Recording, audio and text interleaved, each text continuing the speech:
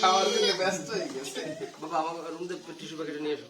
আগে তো দিনের রেখা দিনের সেই খাওয়াই কিন্তু তোমার সবাই খাওয়াই দেবে না একটু? আর তুই খাইতে এই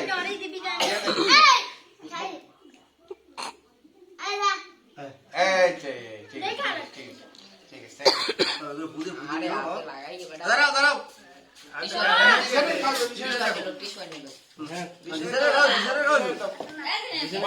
মামুরুবি তুমি খাইও না খাওয়াইছো